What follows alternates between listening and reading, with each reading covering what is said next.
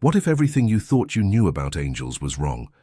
The Bible reveals beings so magnificent and terrifying that even the strongest men fell as dead before them. Join me as we explore the true nature of biblical angels.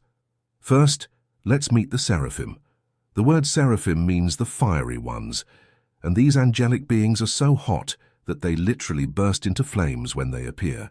Isaiah had a vision of these six-winged creatures surrounding God's throne and crying out, "Holy, holy, holy is the Lord of hosts. The whole earth is full of his glory." Isaiah 6:3. So what does this mean for us? To understand the significance of the seraphim, consider this. The more we learn about them, the more we realize our own holiness is in stark contrast. They are completely holy and perfect, while we are sinful and imperfect. This makes it all the more amazing that God would allow us to come into his presence at all. It also reminds us that when we do draw near to God, we must approach him with reverence and respect. Just as Isaiah had to cover himself with 4 wings in order to stand before the seraphim, we too must acknowledge our own sinfulness and unworthiness. At the same time, however, we can also take heart. We are not called to be like the seraphim. We are called to be like Jesus, who, although fully divine, humbled himself and became a servant. Therefore, we should not fear approaching God, but rather do so with humility and faith. Next, let's talk about the cherubim. These 4-faced creatures with the countenance of a man, lion, ox, and eagle are often misunderstood as cute little babies with wings. But nothing could be further from the truth. In fact, the cherubim are so powerful that they are called the guardians of the sacred. They are first mentioned in the book of Genesis, where we read that they were placed in the Garden of Eden to guard it.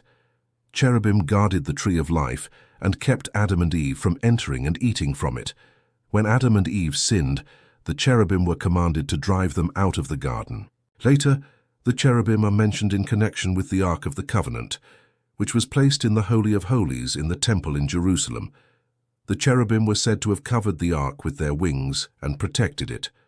One of the most well-known images of the cherubim is the bronze cherubim on the sides of the Ark of the Covenant, according to Exodus 25:18.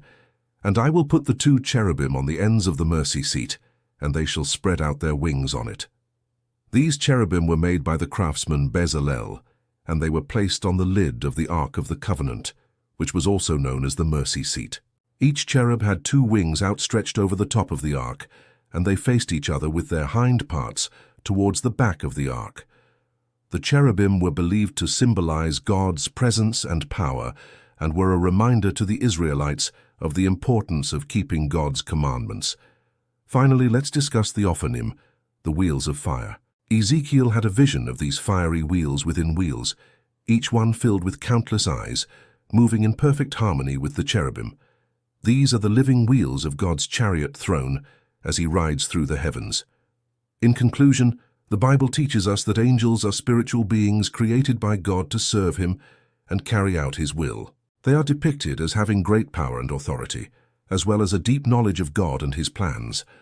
Angels are often portrayed as messengers, bringing important information or warnings to humans. They can appear in various forms, sometimes as heavenly beings with wings, and sometimes as ordinary people. Despite their immense power, angels are also shown to be humble servants of God, carrying out his commands without question or hesitation. Overall, the Bible presents a complex and fascinating picture of angels as both powerful and humble servants of God who play an active role in human history and the destiny of humanity. Now let's close with a quote from the book of Jude, verse 9. "Yet Michael the archangel, when he was disputing with the devil about the body of Moses, dared not bring a slanderous accusation against him, but said, 'The Lord rebuke you.' But he rebuked him, saying, 'Who has made you a lord and a master over us?'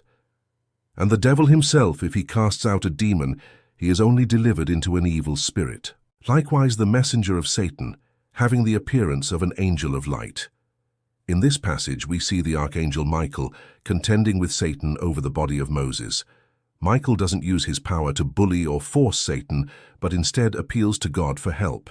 He humbly acknowledges God's authority and recognizes that only God has the right to judge and punish Satan. What a powerful lesson in humility and righteousness.